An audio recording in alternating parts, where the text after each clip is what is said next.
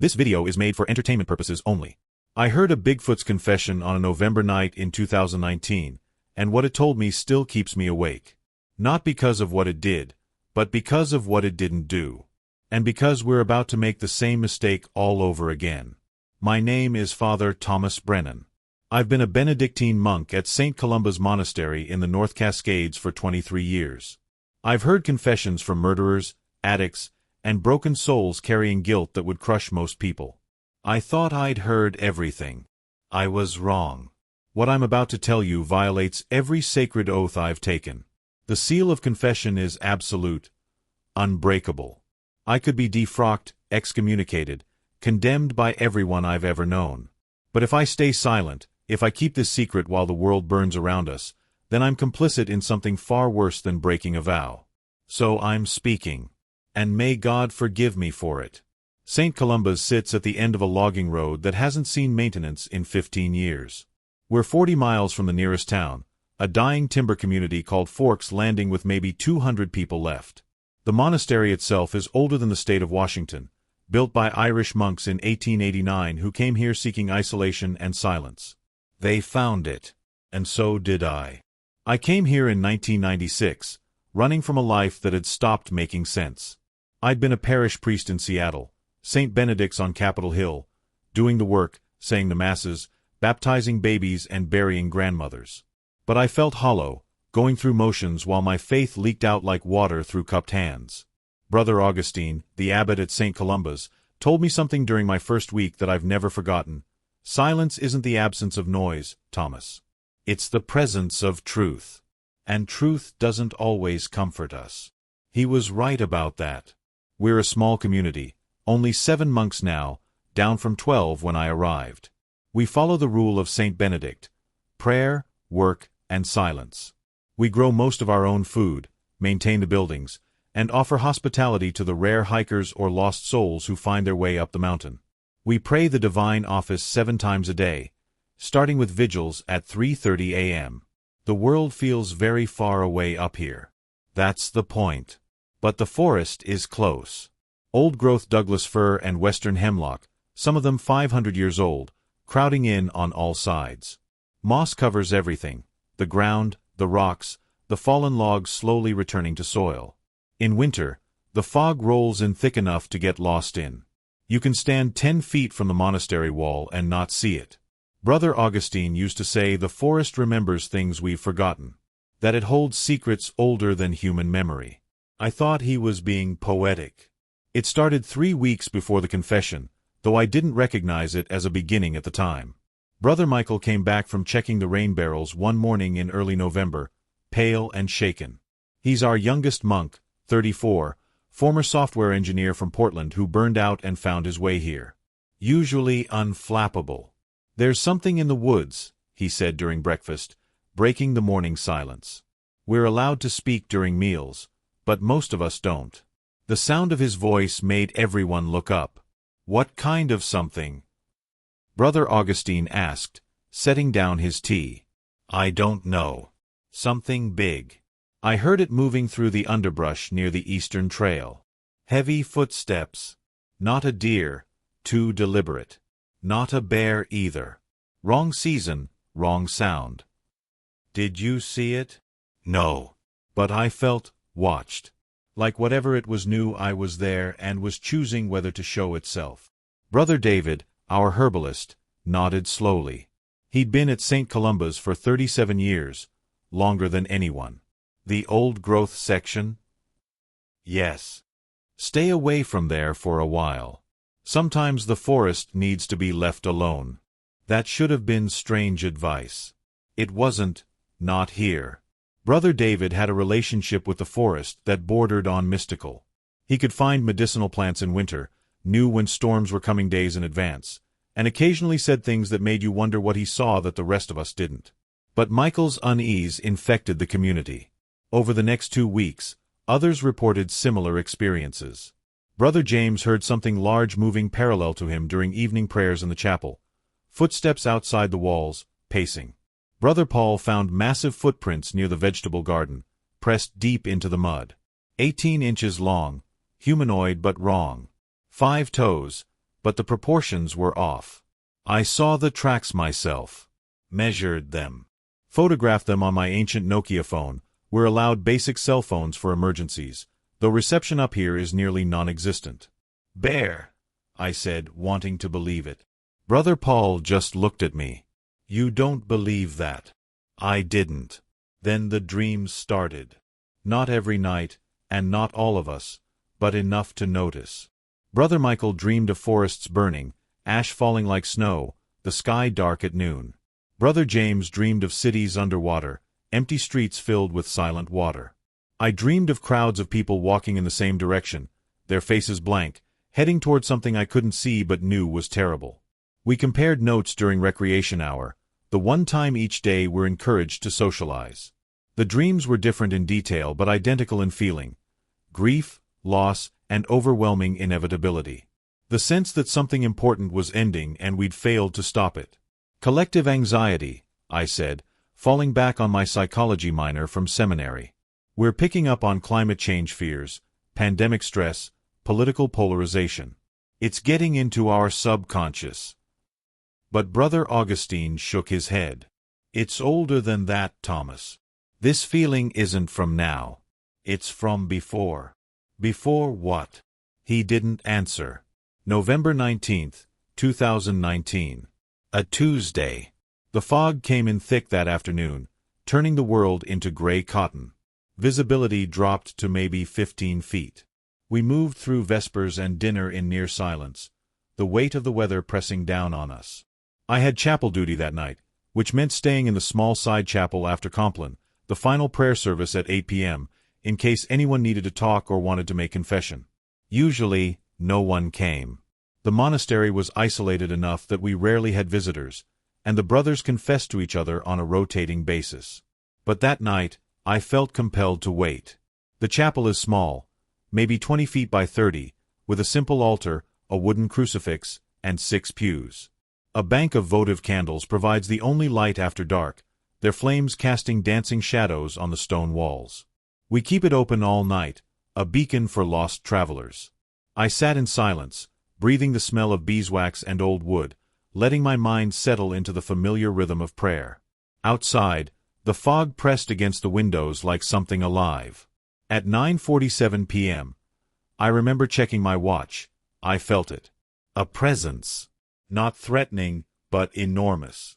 Like standing next to a mountain and suddenly realizing it was aware of you.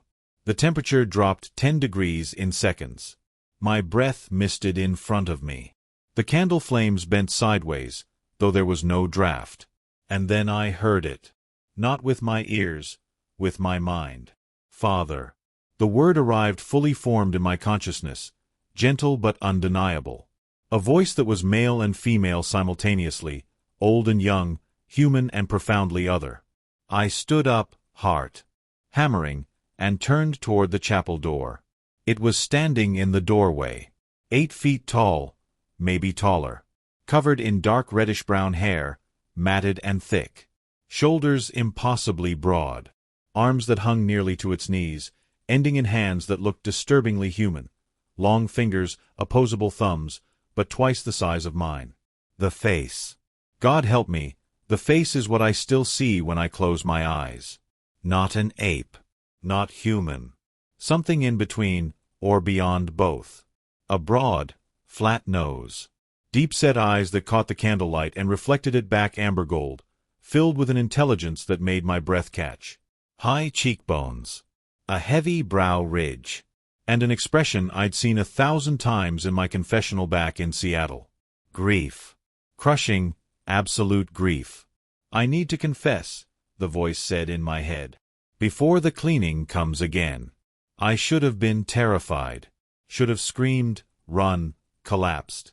Instead, I felt the same calm that had descended on me during other profound moments in my priesthood. The first time I gave last rites, the night I talked a suicidal teenager off a bridge, the morning I buried my mother. The calm of knowing you're exactly where you're supposed to be. You want to make confession? My voice came out steadier than I felt. I carry a sin. A great one.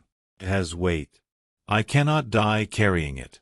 The creature, and I already knew what it was, what it had to be, though my rational mind screamed against it, moved forward slowly, each footstep silent despite its size. It radiated careful gentleness, like a large dog moving around children. It stopped 6 feet away from me. Even in the candlelight, even through the fog of impossibility, I could see details. Old scars on its arms and chest. Gray threaded through the hair on its face. Fingernails that were thick and worn, not claws. And those eyes, ancient, sad, and terrifyingly aware. "My name is Kale," it said. "I am Sasquatch. What you call Sasquatch. I have lived 143 winters. And I carry the guilt of 10,000 years." I realized my mouth was open.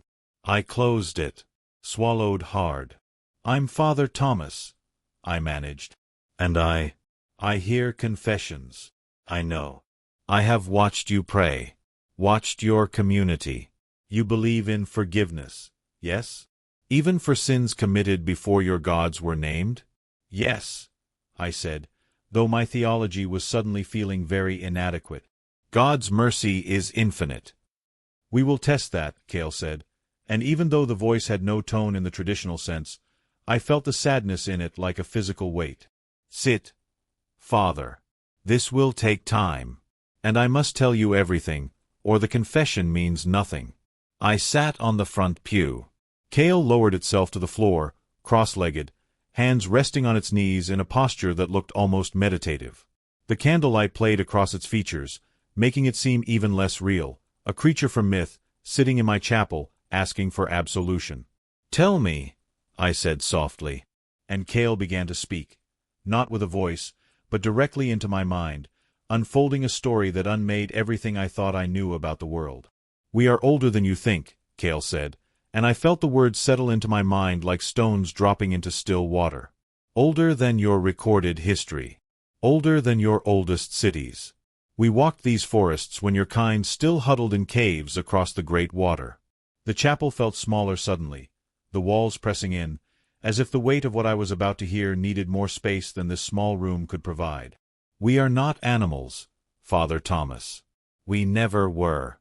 We are people, different from you, but people nonetheless. We have language, culture, memory. We remember things your species has forgotten, and that is part of our sin." "What do you mean?" I asked, my voice barely above a whisper. Kale's eyes caught the candlelight, and for a moment I saw something flicker there, regret so deep it felt like drowning. 12,000 years ago, the world was different. Warmer in some places, colder in others. The ice was melting. The great beasts were dying. And there were 2 kinds of humans walking the earth. I leaned forward. 2 kinds. Your ancestors, Homo sapiens. Quick, clever, adaptable. Already spreading across every continent. Already changing the world to fit them. And another, the Neanderthals. Your cousins. Stronger, more patient, better suited to the cold.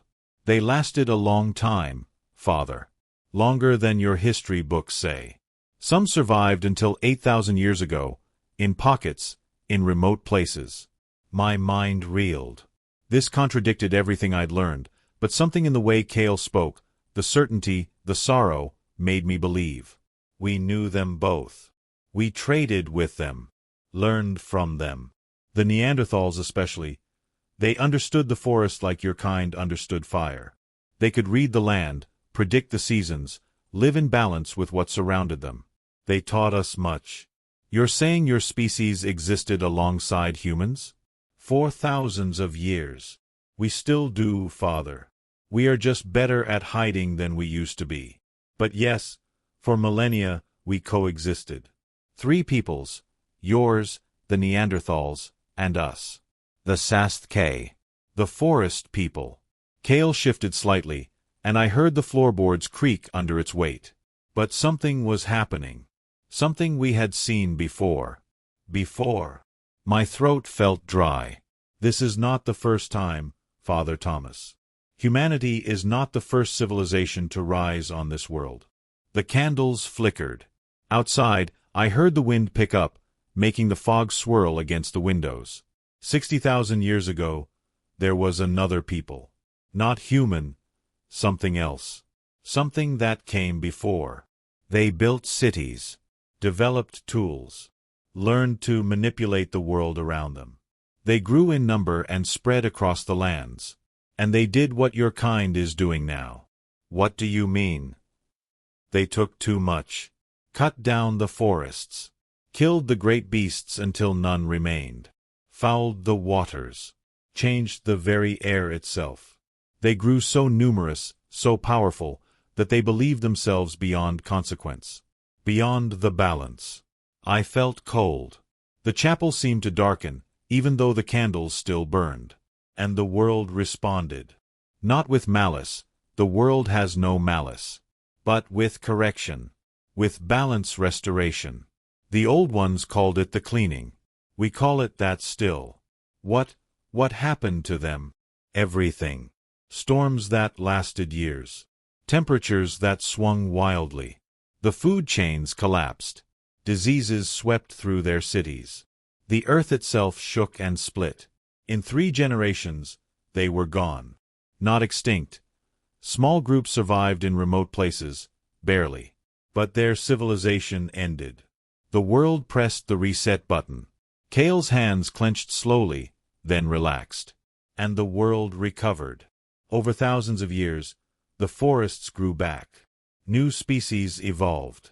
The balance returned. And eventually, new peoples emerged. The Neanderthals. Your ancestors. And you remember this? I asked, incredulous. How? 60,000 years. We remember because we carry the knowing. Each generation teaches the next. Not through writing. We have no written language. Through stories, through shared consciousness, through the deep memory that passes from elder to young during the final season of life. We do not forget, Father. That is both our gift and our curse. I tried to process this. A species with 60 millennia of oral history, passed down through some kind of telepathic or genetic memory. It sounded impossible. But I was sitting 6 feet from an 8-foot-tall cryptid having a telepathic conversation about prehistoric civilizations. Impossible had become relative. When your kind began to spread 12,000 years ago, we watched. We had seen this before. We knew the pattern. Small groups, living carefully, taking only what was needed. This was safe. This was balance. But your kind was different. You were so clever. So adaptable. You could live anywhere, eat anything, survive in conditions that would kill us. There was admiration in Kale's mental voice, but also fear. And you grew so fast.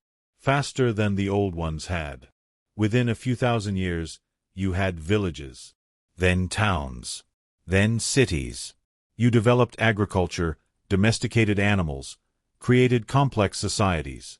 You were amazing, Father. Truly. We watched in wonder. But, I said softly, but the pattern was repeating. We saw it clearly. The deforestation. The overhunting. The manipulation of nature to serve your needs without regard for consequence. The Neanderthals saw it too.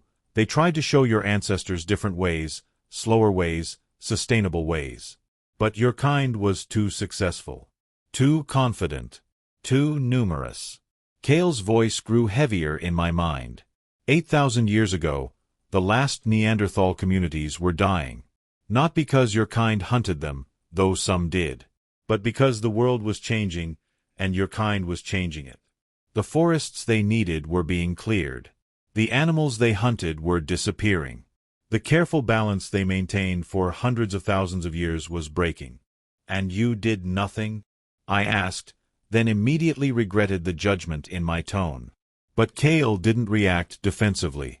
Instead, the creature's massive shoulders sagged. That is my confession, Father. That is our sin. We did nothing. The chapel fell silent except for the soft pop and hiss of the candles. Kale's eyes closed, and when they opened again, they glistened with moisture. We debated. For centuries, we debated. The elders gathered in the deep places and argued about what we should do. Some said we must intervene, that we had the responsibility to stop your kind before the cleaning came again. That we should teach you, guide you, even force you if necessary to live within the balance. And the others? The others said it was not our place. That we had no right to interfere with another species' path. That your kind had to make your own choices, learn your own lessons, even if those lessons destroyed you.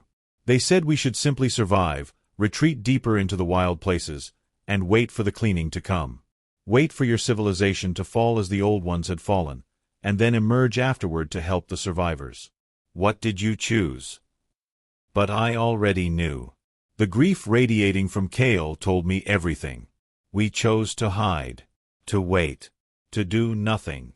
Kale's voice cracked. I didn't know telepathic communication could crack, but it did.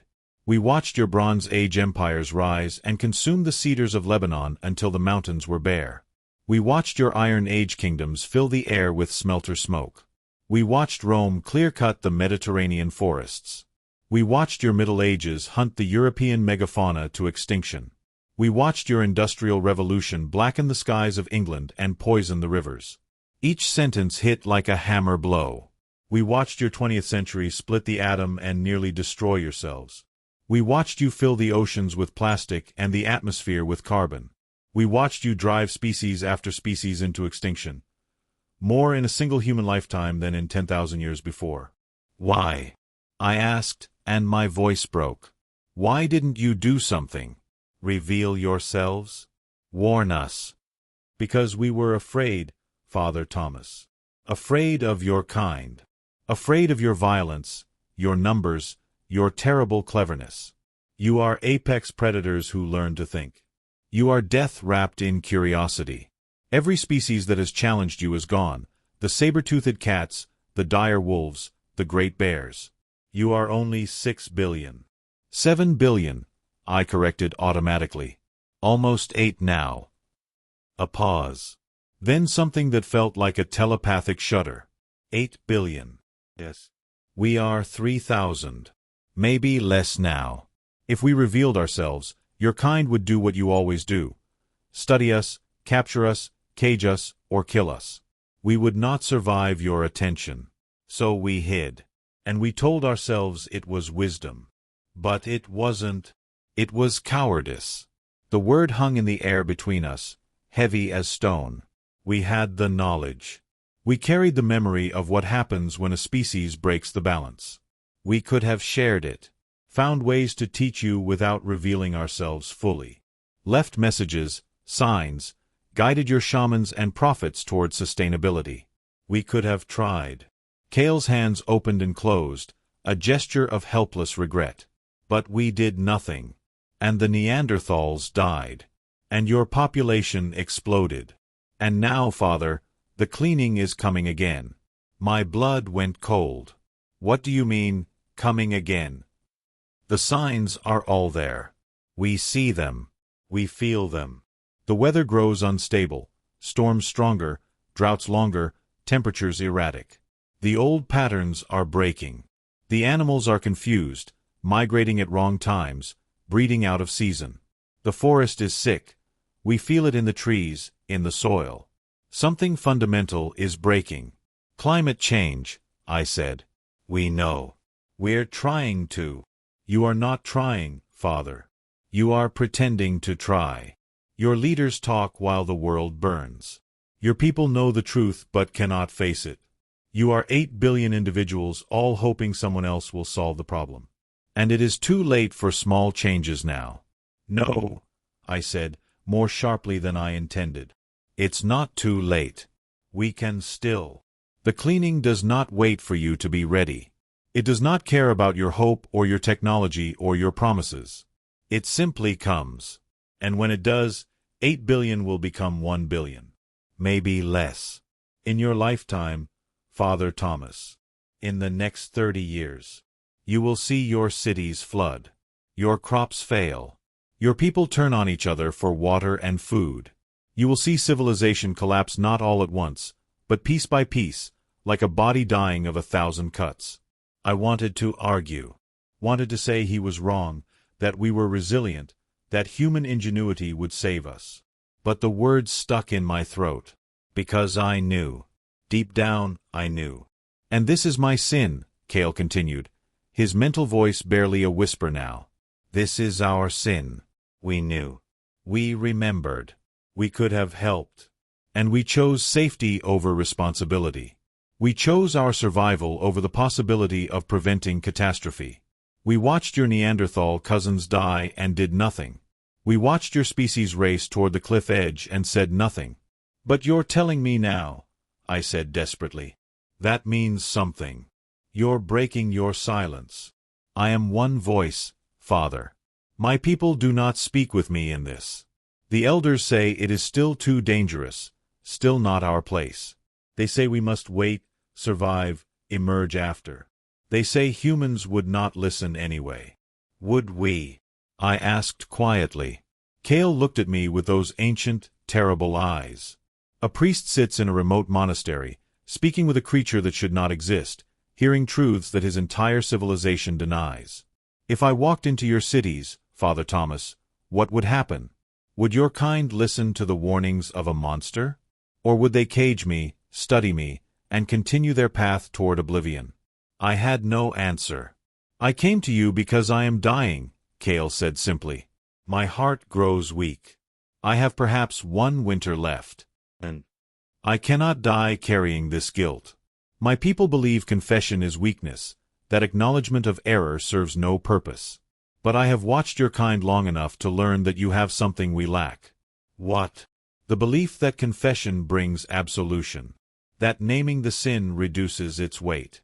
That forgiveness, even unearned, allows the soul to rest. Cale leaned forward slightly, and I saw how the effort cost him. This creature was indeed old, indeed dying. So I confess, Father Thomas. I confess that I knew the world was dying. I confess that I carried the knowledge to prevent it and stayed silent. I confess that I chose my people's survival over truth. I confess that I watched your cousins perish and did nothing. I confess that I am watching your species race toward extinction and still, even now, do almost nothing. Almost nothing?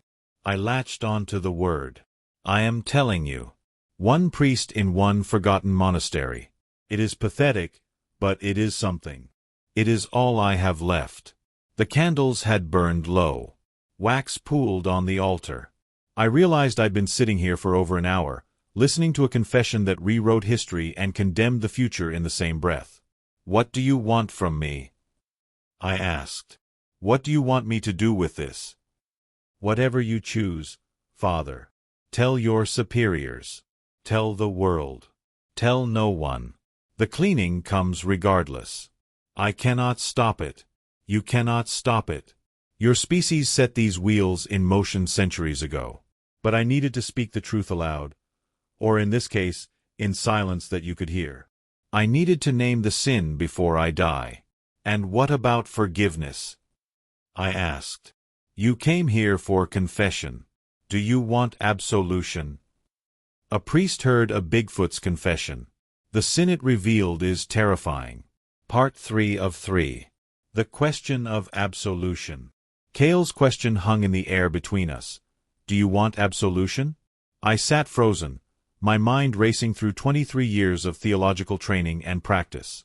I'd given absolution thousands of times, to the guilty, the broken, the desperate. But this?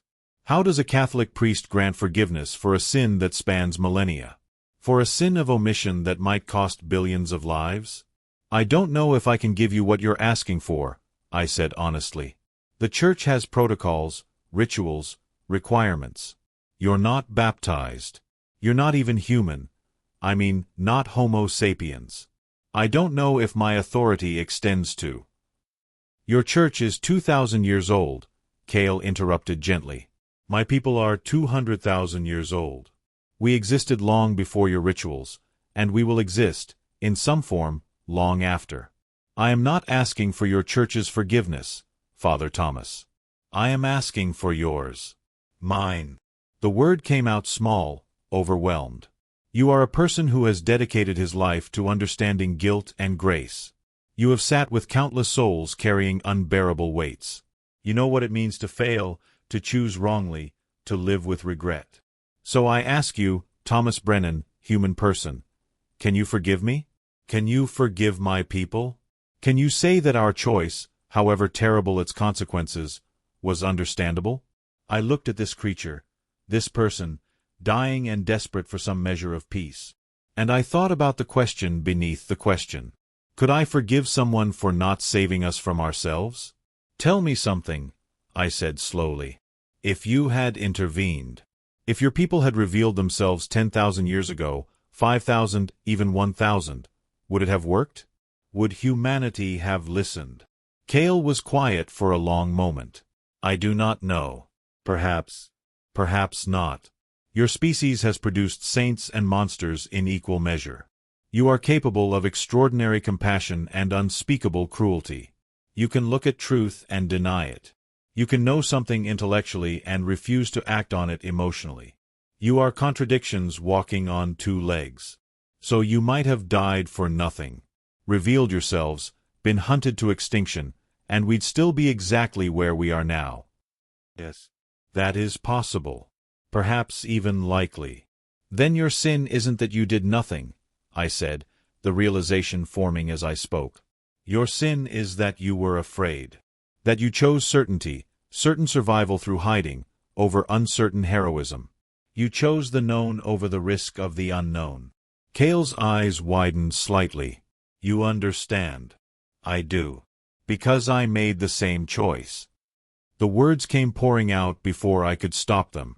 I came to this monastery 23 years ago because I was afraid. Afraid of failing my parishioners. Afraid of my doubts. Afraid of a world that was getting louder and angrier and more complicated. I chose silence and safety and isolation. I told myself it was about finding God, but really, it was about hiding from everything that scared me. My voice cracked. So yes, Cale. I forgive you. I forgive your people. Because I understand exactly why you hid. And because forgiveness isn't about whether you made the right choice, it's about acknowledging that you're a person who did the best you could with an impossible situation. It's about saying, your fear was real, your reasoning was sound, and you don't have to carry the whole weight of the world's ending on your shoulders alone. Cale's massive frame shuddered. And then, I swear this is true, tears rolled down that broad, inhuman face. Silent, glistening tracks in the candlelight. Thank you, the voice whispered in my mind. Thank you, Father Thomas. We sat in silence for several minutes. Outside, the fog had begun to lift slightly, and I could see the faint outline of trees through the chapel windows. What happens now? I finally asked. You said the cleaning is coming. What does that look like? How long do we have? It has already begun, Cale said. The weather anomalies, the extinctions, the social unrest, these are the early stages. Within 10 years, your agricultural systems will begin to fail broadly. Within 20, your coastal cities will be fighting losing battles against the sea. Within 30, the mass migrations will start, hundreds of millions of people fleeing uninhabitable regions. And then the cascade begins. Cascade. Governments collapse. Supply chains break. Nuclear plants melt down without maintenance. Dams fail. Cities become death traps. The survivors fight over what remains. Disease spreads. And the population falls. Sharply, brutally. Not extinction, but collapse. Your 8 billion becomes 1 billion. Maybe less. And after, I could barely form the words. After, the world recovers. It always does. Forests reclaim the cities. New species evolve to fill the niches left by the extinct ones. The climate eventually stabilizes at whatever new equilibrium the planet finds. In 10,000 years, it will be as if your civilization never existed. Just another thin layer in the geological record. And your people? We will survive. We know how. We have done it before. We will retreat to the deepest forests, the most remote mountains. We will become even more myth than we are now. And we will wait. And when your descendants emerge from the rubble and begin again, slower, smaller, humbler, we will watch them. And perhaps, Father, we will not make the same mistake twice. After Cale left, simply standing, nodding once, and walking back into the fog, I sat alone in the chapel until dawn. What was I supposed to do with this knowledge? Tell my abbot? He'd think I'd had a breakdown. Tell the authorities? They'd dismiss me as a crank or worse. Tell the media?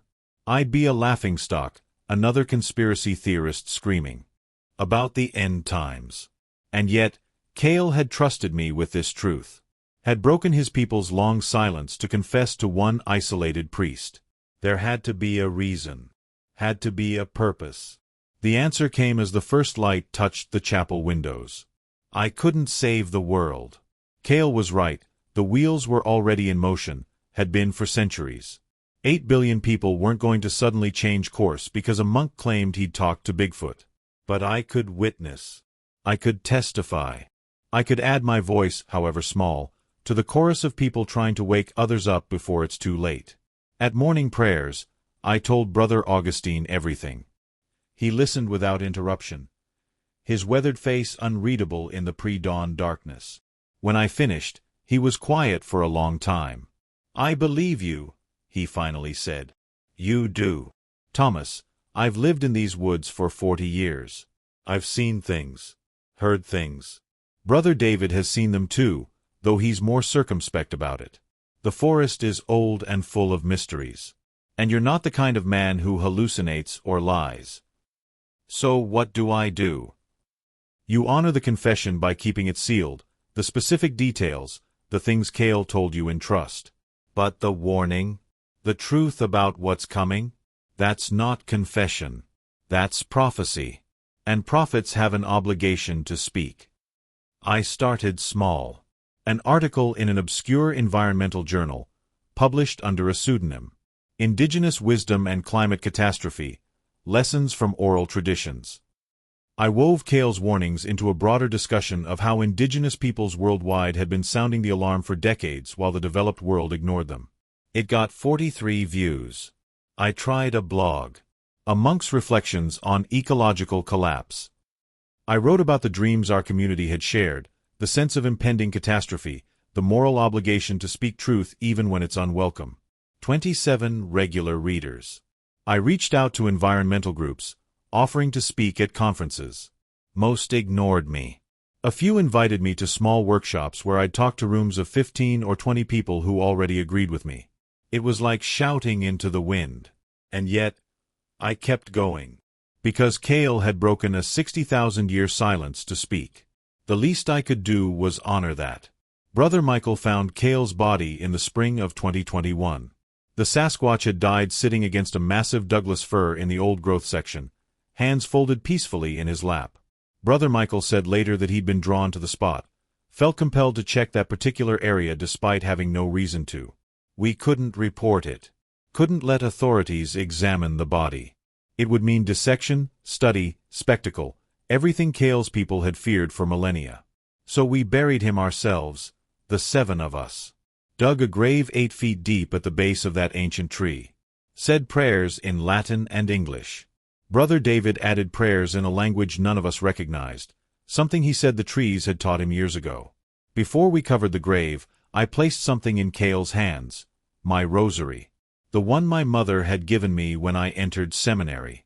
You didn't need my absolution, I whispered. But I hope you found peace anyway. We never marked the grave. The forest would remember. It's November 2023 as I record this. 4 years since Cale's confession. And everything he predicted is accelerating. This year, we saw the hottest global temperatures on record, again. Catastrophic wildfires consumed Canada. Unprecedented floods devastated Libya, killing thousands. The Antarctic ice sheet is collapsing faster than the models predicted. Miami is already experiencing regular, sunny day flooding. Phoenix hit 110 degrees for 31 consecutive days. The agricultural disruptions have begun. Crop yields are declining across multiple continents. Water stress is approaching critical levels in regions containing billions of people. Insurance companies are pulling out of high-risk areas. The first climate refugee camps have appeared. The cascade is starting. And humanity's response? We set new records for oil production. We argue about the cost of renewable energy while spending trillions on subsidies for fossil fuels. We watch our children strike for climate action and then tell them to go back to school. We know, intellectually, what's happening. And we do almost nothing. Just as Cale said we would. I'm 62 years old now. According to Cale's timeline, I'll likely live to see the beginning of the collapse, the agricultural failures, the coastal city evacuations, the start of the mass migrations. I'll probably die before the worst of it. Lucky me. So why am I breaking the seal of confession? Why am I violating the most sacred oath of my priesthood? Because Cale was wrong about one thing. He said he was just one voice, telling one priest, and that it was pathetic but all he had left. He said I could choose to tell everyone or no one and it wouldn't matter. But it does matter. Because stories are how humans understand truth. We don't respond well to data and statistics and scientific projections. But we respond to stories. To faces. To voices. If even one person hears this and truly understands, not intellectually, but in their gut, that we're living through the last decades of the world as we know it. If that understanding changes even one decision, one action, one vote, then Cale's confession wasn't in vain. I can't stop the cleaning. Neither could Cale. Neither can you. But we can face it honestly. We can stop pretending it's not happening. We can prepare, adapt, and try to minimize the suffering that's coming. We can be less cruel to each other as the world unravels. We can remember that we're all passengers on the same sinking ship, and maybe that should matter more than the things that divide us. And we can choose to be the kind of ancestors that the survivors don't curse. Here's what haunts me most. Cale said his people had seen this before. That 60,000 years ago, another civilization had risen and fallen the exact same way. Which means this isn't a unique human failure. This is a pattern. A trap that intelligent species fall into when they gain the power to reshape their environment, but not the wisdom to know when to stop. The old civilization fell. The Sasquatch people watched it happen, learned from it, and chose the path of sustainability and hiding. They survived. We rose. Made all the same mistakes. And the Sasquatch watched again, carried the knowledge that could have saved us, and chose silence and survival. Now we're falling. And somewhere in the deep forests, Cale's people are watching still, preparing to outlast us just as they outlasted the ones who came before. In 10,000 years, will another species rise? Another civilization? And will the Sasquatch watch them too, carrying the memory of two fallen worlds, staying silent once more? Or will Cale's confession, this one dying voice breaking a species-wide vow of silence, be the thing that changes the pattern? I don't know. But I know this. Cale came to me not because he thought I could save the world, but because he couldn't die without trying. Without speaking the truth at least once, to at least one person, before the silence swallowed him. So I'm doing the same. I don't expect this recording to go viral. I don't expect the UN to call me or world leaders to suddenly wake up. I expect most people who hear this will dismiss it as fiction, delusion, or creative writing. And that's okay. Because somewhere, someone will hear it and feel what I felt in that chapel, the terrible weight of truth. The understanding that we're living through something epical. The recognition that our choices, however small, matter in the face of catastrophe. That person will tell someone else. And maybe that person will tell another. And like ripples spreading across water, the truth will spread. Not fast enough to stop what's coming. Cale was right about that. But perhaps fast enough to make the difference between a dark age and extinction. Between 1 billion survivors and 10 million. Between a future where humanity gets another chance and one where we don't. I've made my choice. I've broken my vows. I've told the secret that was entrusted to me under the seal of confession. The church will likely defrock me when this gets out. My brothers at St. Columba's will be devastated. My family, what's left of them, will be ashamed. But I think about Cale, sitting in my chapel with tears on his face, carrying the guilt of 10,000 years of silence. And I know I made the right choice. We're all going to be judged eventually. By history, by our descendants, by whatever God exists beyond our understanding. And when that judgment comes, I want to be able to say I spoke, that I witnessed, that I tried. Kale's people chose survival over truth. I choose truth over safety. Because in the end, what's the point of surviving if you can't live with what you've done or failed to do? The cleaning is coming. Maybe in 10 years. Maybe 30. Maybe it's already here, just unfolding too slowly for us to see it all at once. But it's coming. And when it arrives, I hope we face it with whatever grace and courage and compassion we can muster. I hope we remember that we're not the first civilization to fall, and probably won't be the last. I hope we leave something behind for whoever comes after. Some record, some warning, some evidence that we existed and tried and failed but kept trying anyway. And I hope that somewhere in the deep forests, in the remote mountains, in the hidden places where the old things still live, the Sasquatch people remember us kindly. Remember that we were brilliant and flawed and briefly beautiful. Remember that we built wonders and destroyed ourselves. Remember that at the very end, at least some of us tried to speak the truth. If you're hearing this recording, I'm likely already gone. I'm making arrangements for it to be released after my death. Multiple copies, multiple platforms, timed releases that can't be stopped or suppressed. I don't know what the world will look like when you hear these words. Maybe the collapse is well underway. Maybe some miracle of human ingenuity has pulled us back from the brink. I pray for that, though I don't expect it. But whatever state the world is in, remember this. You are not powerless. You never were. You cannot stop the cleaning alone. Neither could I. Neither could Kale. But you can face it honestly. You can prepare. You can help others. You can be kind in the midst of chaos. You can tell the truth when everyone else is lying. You can be the person who makes the impossible choice to speak rather than the easy choice to stay silent. Kale taught me that confession doesn't change the past, but it can change how we carry the past forward.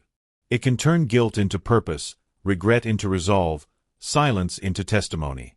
So I testify. I spoke with a Sasquatch named Kale. He told me his people had knowledge that could have saved us and chose silence. He confessed his guilt. I gave him forgiveness. And now I confess to you, I had knowledge that might have made a difference, and I waited too long to share it fully. I chose the comfort of my monastery over the discomfort of prophetic witness. I stayed silent when I should have shouted. I cannot undo that. But I can speak now. And so can you. Tell the truth. Face what's coming. Take care of each other. And remember that every fallen civilization leaves seeds behind. Seeds that grow into whatever comes next. Be a good seed. My name is Father Thomas Brennan. I heard a Bigfoot's confession in November of 2019, and I'm breaking my sacred vows to tell you what he said. The cleaning is coming. But maybe, just maybe, if enough of us speak the truth, if enough of us choose courage over comfort, if enough of us change even one thing, maybe the world that comes after will be kinder than the one we're leaving behind. May God have mercy on us all. And may the forest remember.